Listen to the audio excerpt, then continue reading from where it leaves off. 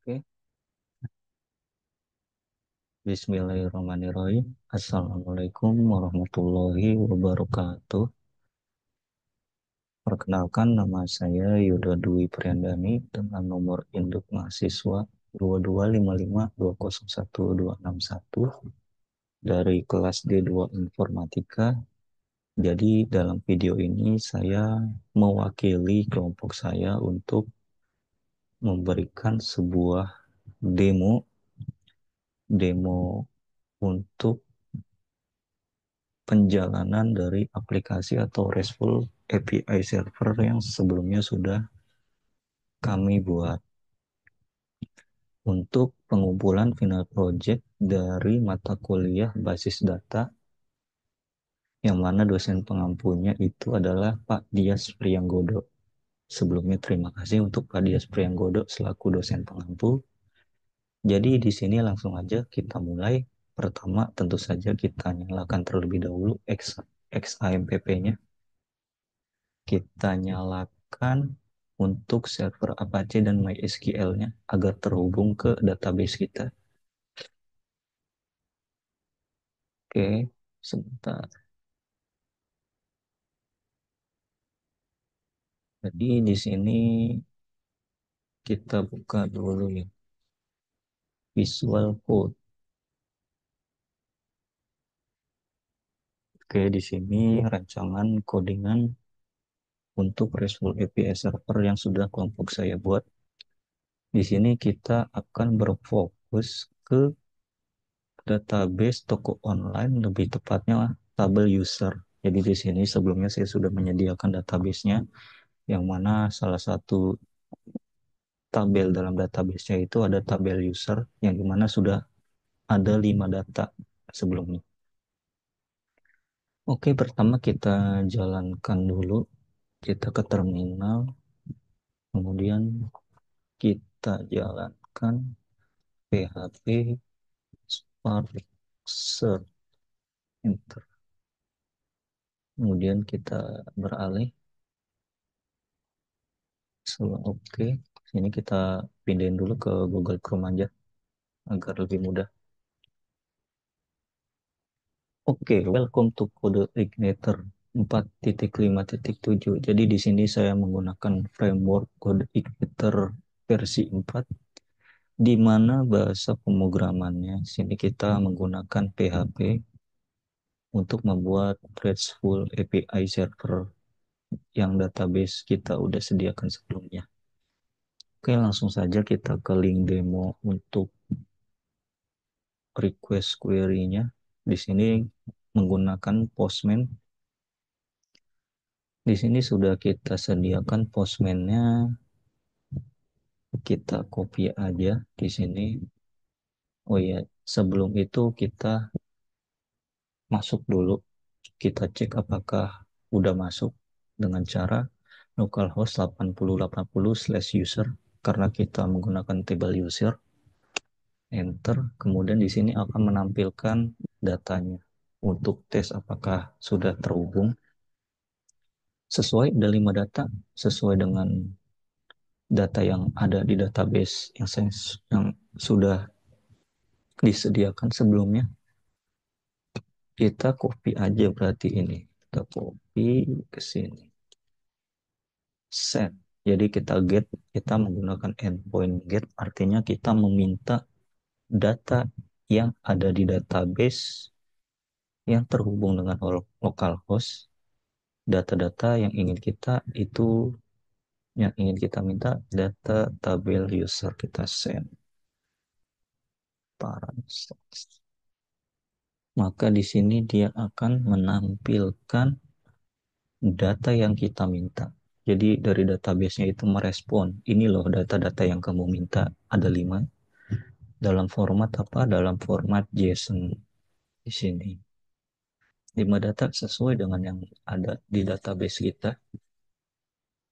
Kemudian gimana kalau misalnya saya mau menambahkan data yang sebelumnya tidak ada di database? Bisa juga kita menggunakan RESTful API Di sini kita menggunakan postman, kita ubah aja endpointnya menjadi post. Jadi kita mau menambahkan data yang sebelumnya belum ada. Jadi kita ke post, kemudian ininya kita pindah ke body, kemudian kita ke form data. Oke, kita ubah misalnya ID-nya kita mau berapa? 9 misal. Terus di sini kita ikutin ini ya, ID, username, email, password, created ad.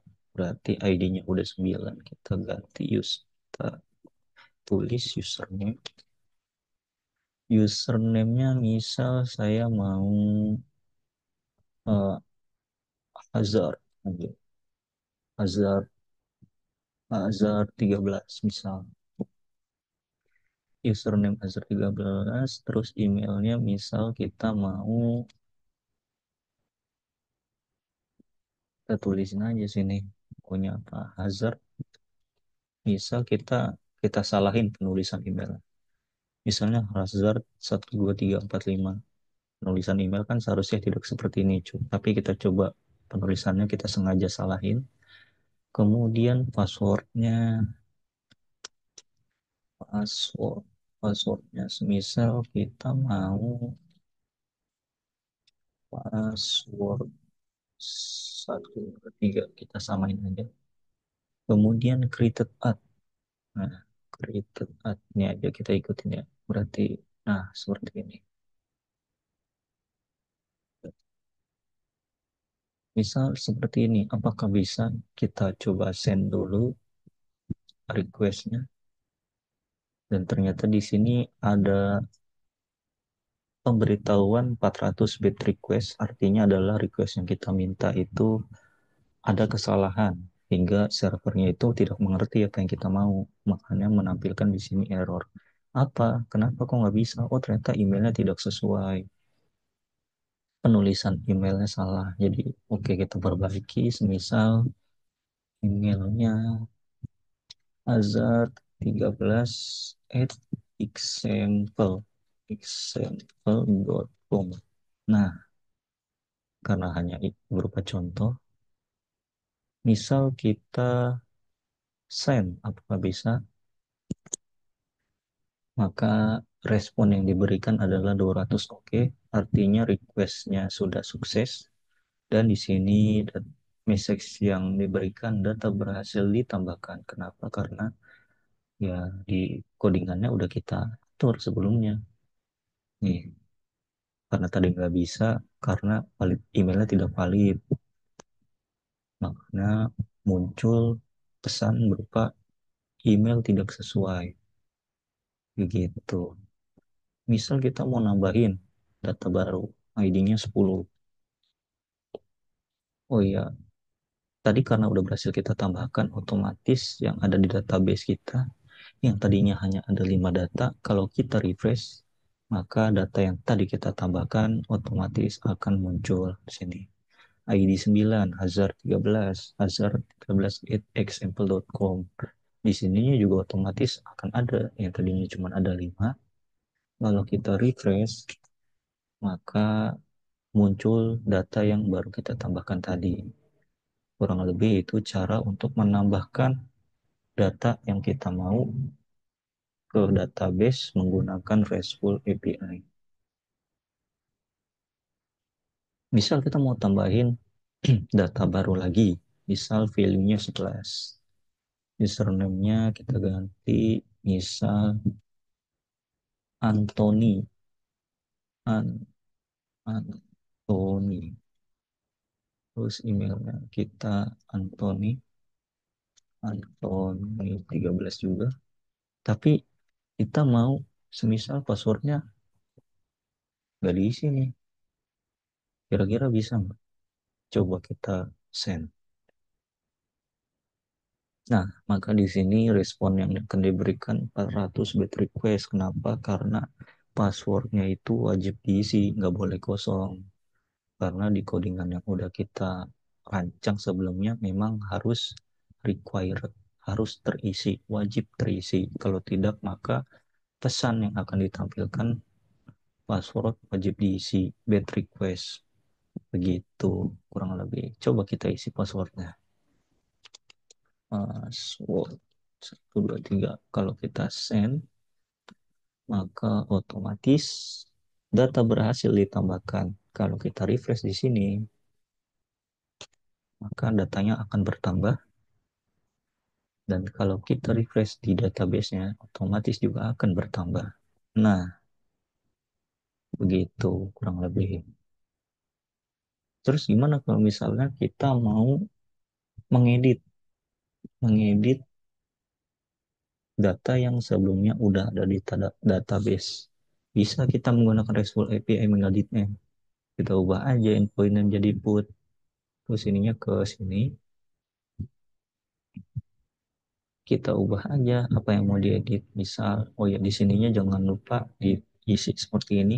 Slash, misal ID yang mau kita ubah, ID berapa? Sebenarnya kan kita ID 10 nih, punya si Anthony misalnya kita ID 10. Apa yang mau diedit? Username-nya yang tadinya Anthony kita ubah jadi misalnya si Anthony ganti nama jadi Anto. Nah, si Anto ini mau ganti jadi Anto 24. Emailnya juga dia mau ganti jadi Anto 24. Maka jika kita send request-nya,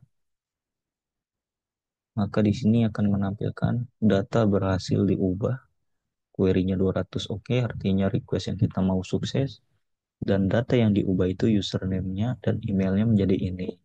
Otomatis kalau kita server dan refresh, yang tadinya Anthony 13, maka akan berubah menjadi Anto 24 sesuai yang tadi kita ubah. Begitupun juga di sini kalau kita refresh. Nah, jadi Anto 24 kurang lebih itu cara mengubah data yang sebelumnya ada di database melalui RESTful API.